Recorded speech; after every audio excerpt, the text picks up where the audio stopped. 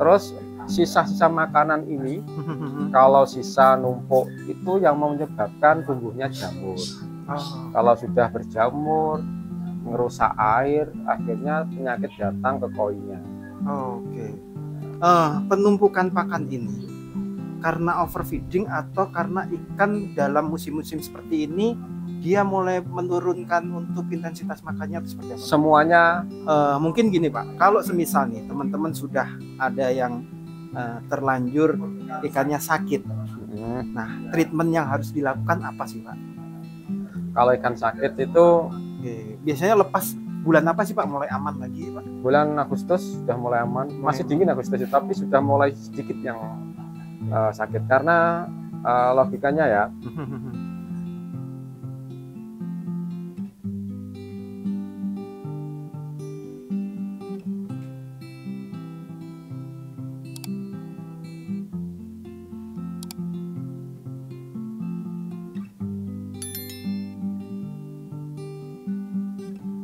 Seribu koi seribu warna, sahabat pecinta koi, apa kabar? Semoga sahabat koi selalu sehat dan ikan koinya tumbuh dengan menyenangkan ya. Nah sahabat koi, menyinggung terkait kesehatan ikan koi, bulan-bulan ini merupakan bulan yang sangat riskan ya untuk membicarakan kesehatan ikan koi, baik di mud pond maupun yang ada di kolam filter ya sahabat koi. Mungkin masih banyak sahabat koi yang masih bingung bagaimana cara untuk menjaga kesehatan ikan koinya, dan mungkin pernah berpengalaman juga ikan koinya dalam satu kolam habis semua dan masih belum bisa bagaimana menangani ikan koi sakit. Nah, pada kesempatan video kita kali ini sahabat koi, saya ajak untuk berdiskusi dengan salah satu breeder terkenal ya. Mungkin sahabat koi sudah tidak asing lagi dengan beliau, dan kita akan mengulas terkait kesehatan ikan koi yang ada di kolam ikan koi. Sebelum lanjut, sahabat koi terutama yang nonton dan tidak subscribe, mulai sekarang dibiasakan untuk subscribe ya sahabat koi, agar mendapatkan video-video terbaru dan informasi terkait ikan koi.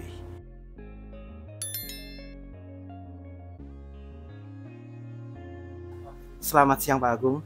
Selamat siang Mas Budi, Mas Abisu. Apa kabar hari ini Pak Agung? Alhamdulillah sehat, baik. Oke, dan hari ini saya pengen sharing juga buat teman-teman Pak Agung terkait bagaimana sih menghadapi musim pancaroba, terutama agar ikan kita ini bisa sehat. Jadi bulan-bulan sekarang ini kan kayaknya udah mulai Pak ya? Sudah mulai. Nah kalau dari AKF sendiri Pak Agung, itu seperti apa sih Pak untuk menghadapi musim seperti ini?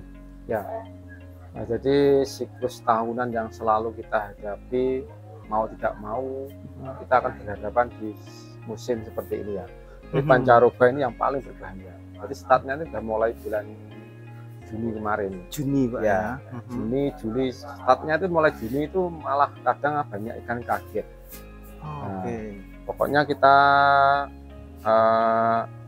waspada itu mulai bulan Juni, Juli, Agustus.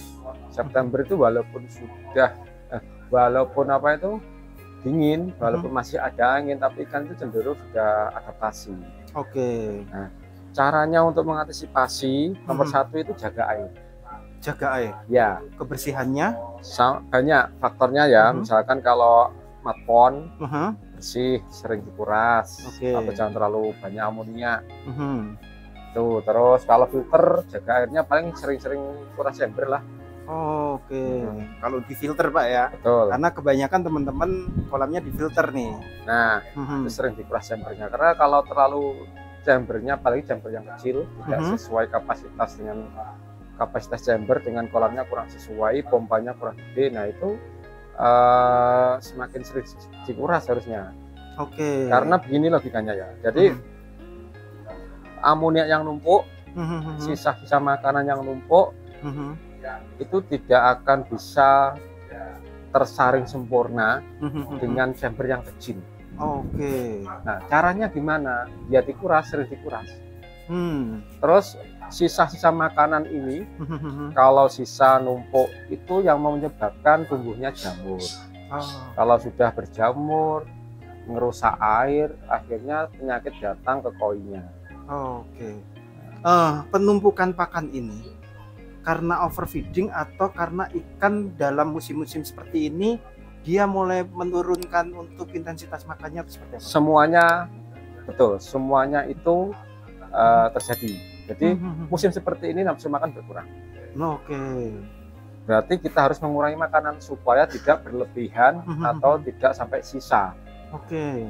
Terus kedua, memang ikan itu kalau seperti ini daya serap tubuhnya ke makanan itu menurun. Otomatis kalau kekenyangan, pencernaannya nggak sehat. Oke. Nah, makanya seperti ini makan dikurangi.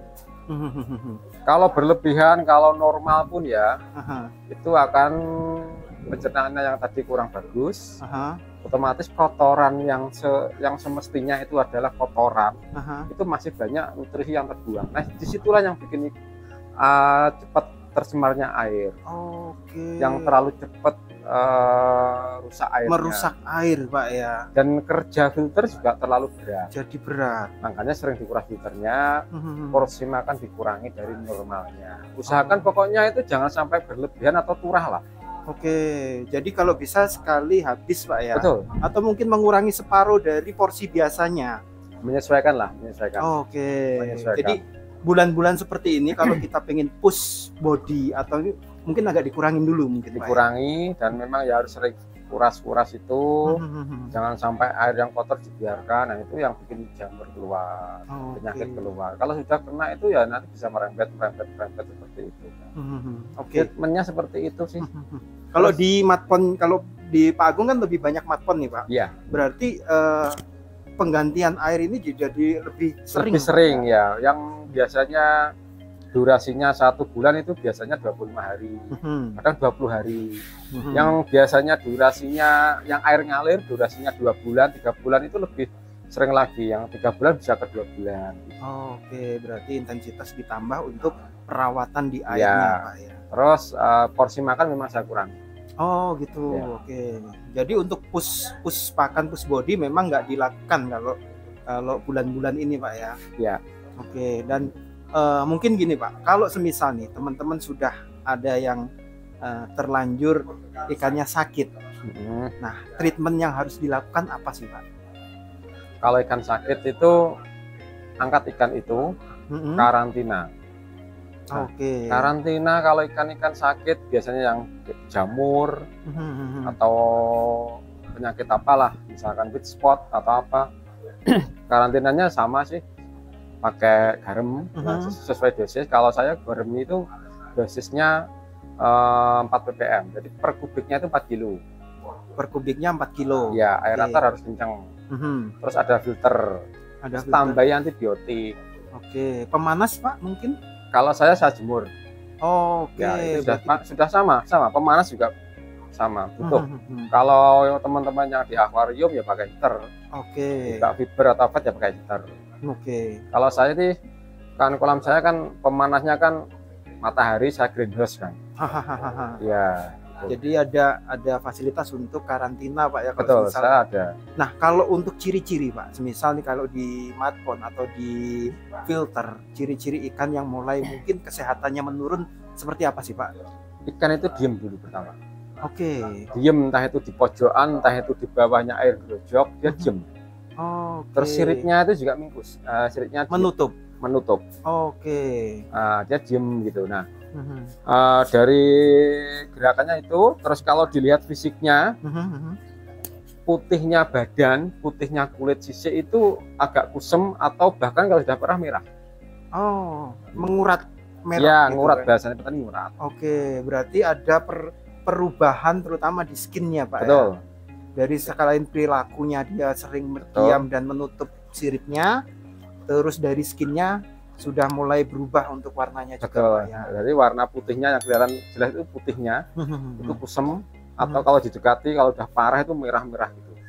Kalau lebih parah lagi sampai sirip sudah keripis, sudah ada kayak borok memar, itu sudah parah itu. Oke, berarti ini kalau ciri-ciri ikan yang sudah terserang seperti itu, Pak. Dan ini bisa kalau tidak segera ditangani bisa mengakibatkan fatal juga, Pak ya. Ya, saran saya kalau ada kolam yang seperti itu, jangan sampai jaring itu dicampur-campur.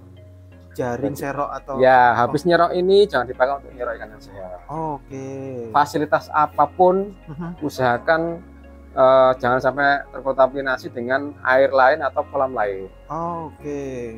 Entah itu lewat jaring, entah itu lewat karyawan yang ambil ikan sini ke sana atau apalah. Usahakan itu stop. Nah, ikan yang sakit di situ bisa diangkat, dikarantina, kolamnya bisa disterilkan ulang, starter ulang. Oke. Nah, caranya gampang, itu mau dikasih kaporit atau PK. Kalau saya kaporit. Untuk kolamnya? Ya. Oke. Ini semisal kalau yang terserang 1-2 ekor, apakah perlu dikuras habis, Pak? Tidak perlu. Tidak Kalau perlu, yang ya? terserang 1-2 ekor, ambil aja yang sakit, sisanya diamkan di situ, puasakan, mungkin kasih treatment PK. Oke. Ya, PK itu bisa mengurangi jenis-jenis bakteri, virus. Oke. Untuk ikan yang lain mungkin bisa tetap diawasi juga, Pak ya, di kolam. Tetap diawasi, dan dia bisa, walaupun dikasih PK gitu ya, dia tetap masih bisa terserang. Oke. Semisal gini, Pak, ada yang terdeteksi 1-2, apakah perlu ini dipuasakan semuanya ikannya? Perlu, Pak ya. Kalau saya, misalkan lokasi saya kan banyak kolam. Satu lokasi ada yang 20 petak, satu lokasi ada yang 50 petak. Misalkan satu lokasi ini yang 20 petak, ini ada yang sakit 1 petak. Saya itu treatmentnya, puasanya satu lokasi semuanya, bukan 1 petak itu stok. Berarti semua yang ada di kolam satu lokasi ini puasa semua? Puasa semua dan treatment semua. Oke.